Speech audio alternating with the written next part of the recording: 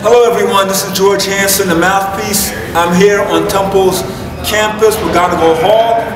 On December 8th, there's going to be a great boxing card promoted by Main Events, Pulse Boxing, Bam Boxing, featuring what we believe is America's best prospect in the heavyweight division. Bryant Jennings facing Bowie Tupu in a heavyweight matchup.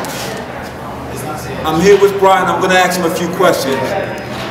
Brian, how does it feel to have that banner placed over your head by Freddie Roach and many others in the boxing community as the best heavyweight prospect in the United States of America? Well, it feels pretty good. You know, it's kind of like you know, the recognition of it. You know, it's kind of like my hard work is kind of like paying off. I'm nowhere near my goal right now. I may be closer than I think, but you know, I never look too close to my my future, whatever. But it's kind of like that recognition. It does something to me. It makes me go harder, makes me go stronger, and you know, in all eyes, you know, I may not be the best in all eyes, but you know, in majority eyes, I am the best. But in some eyes, most of them can't say I am one of the best. But you know, it's my job to prove it. You know, I let the people talk, but it's my job to just prove it. I appreciate you know their opinions, and you know I appreciate them with their great remarks and great comments on Bryant Jennings. But you know, I'm here and I'm gonna work hard to make sure that is so. Well, I voted yesterday, and I voted for you a long time ago, about a year ago, as the best prospect. I totally agree with Freddie Roach. And you proved it in March when you defeated former WBO heavyweight champ Sergey Lahovich. You stopped him in a fight that many people thought, my God, Fred Jenkins is going to get this young fighter killed. But you went in there, you dominated. How was the feeling going into that fight? Oh, well, the feeling going into it was, I mean, I wasn't scared, and you know that's like kind of like a weird part because I'm never scared, I'm never nervous, but you know I prepare myself for a loss more than any other fight. You know, because preparing for a loss is not enough. You can prepare for a physical.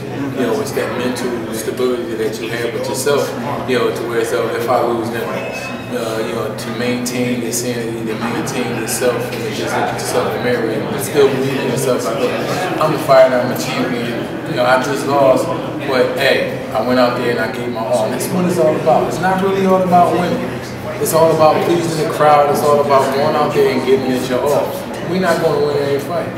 So, you know, me going into that fight, that's the kind of mindset I go with everything. You know, in the back of my mind, I still had that mindset. Even when I think I can beat a guy, you know, if a guy actually gets lucky, because we're in the heavyweight division, and that is possible. If he gets lucky, you know, hit me with a nice little shot, and then, you know, take me out, then, you know, that's what I always have in the back of my mind. I'm prepared for a loss. But, you know, going into that fight, it was just, it was totally focused. I mean, it was like, I mean, it was like super duper focus, and that focus for that fight set the pace for, you know, my focus for the fights that I had afterwards and the fights that I was having in the future.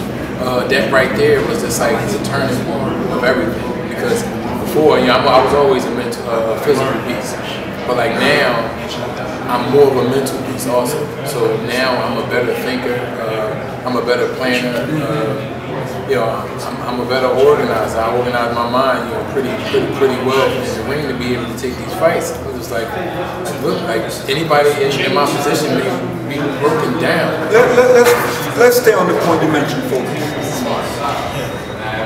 Your ascension in professional boxing is nothing short of incredible, stunning, unbelievable.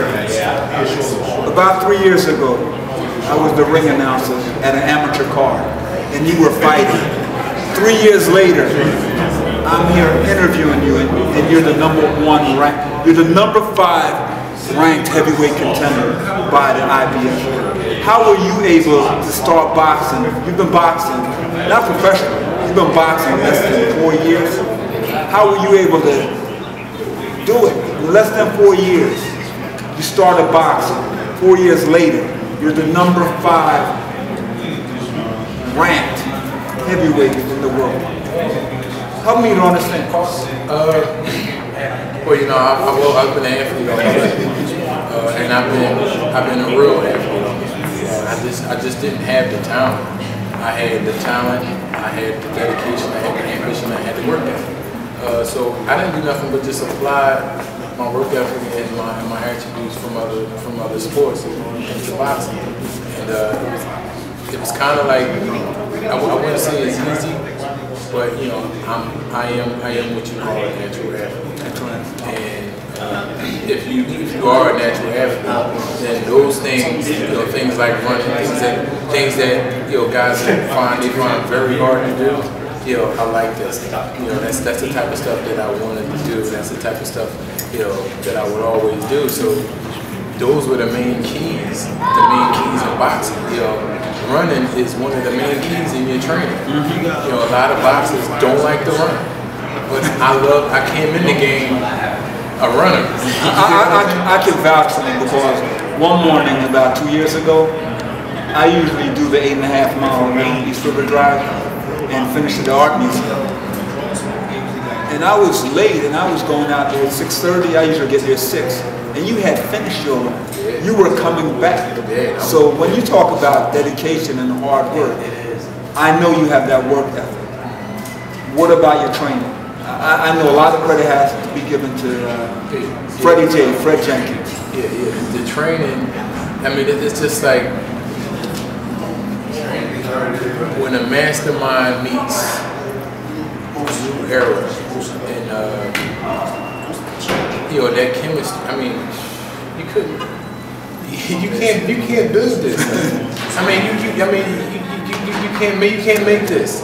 Yeah, you just can't come up with this. You just can't say, all right, I'm the best trainer in the world. I'm gonna go out and get any fighter and make him great. You know what I'm saying? Not knowing that the fighter that you chose is a great fighter that may be saying, I'm the best fighter. I'm gonna go out and get the greatest trainer.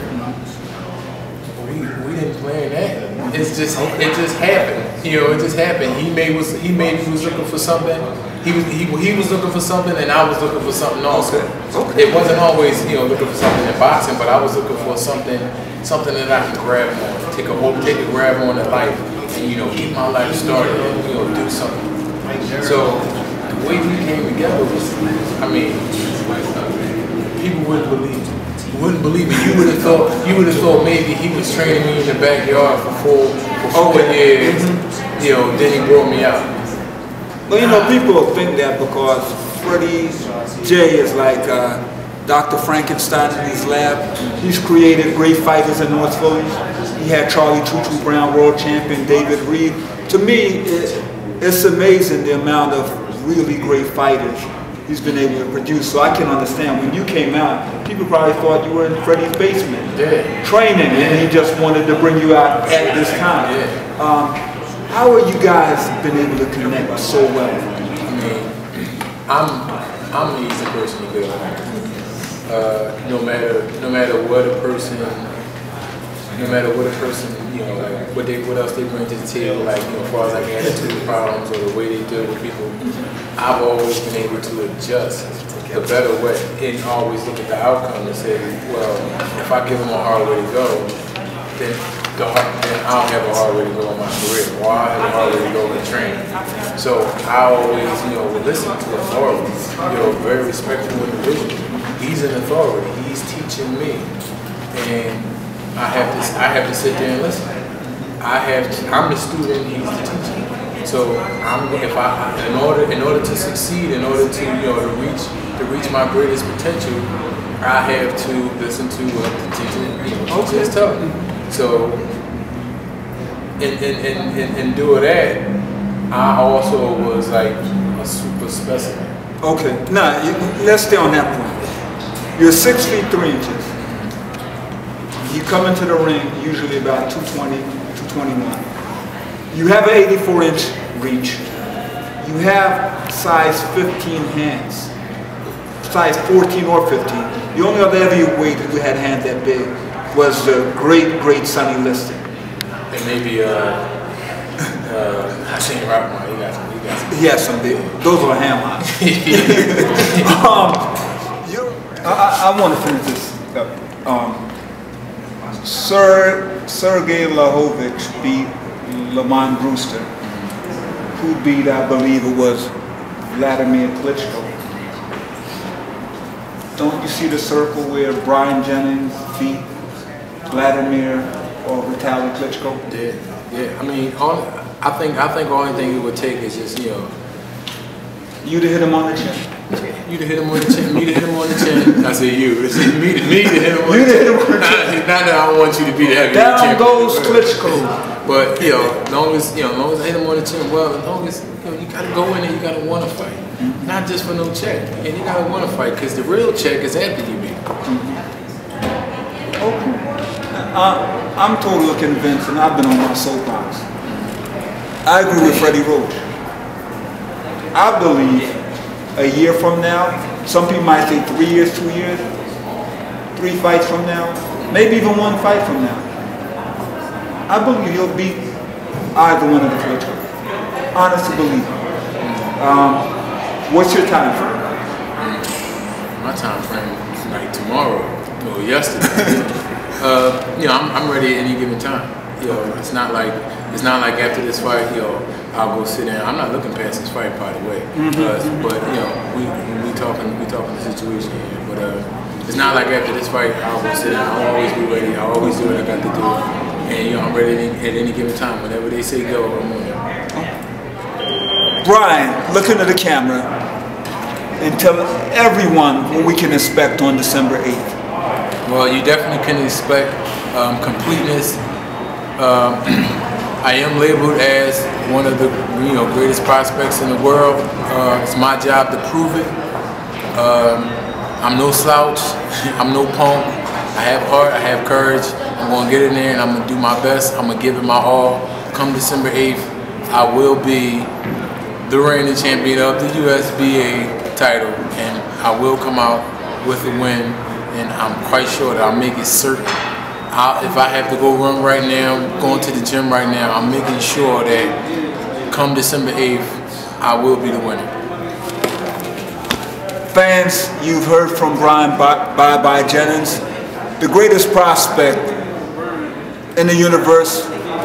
I hope the Klitschkos are watching this interview because I would advise them to retire. Jennings is coming for either one of them. We're here in Philadelphia, the city of brotherly love, the capital of boxing in the world. Come on down to Temple University on December 8th. It's going to be an exciting show featuring Bryant Jennings. Thank you, and I just want to thank our great photographer, Toney. If you want to see the pictures from the fights, www.christoneyphotography.com. Thank you, Chris, and thank everybody for watching. Take care. This is George Hanson, the Mouthpiece, signing off.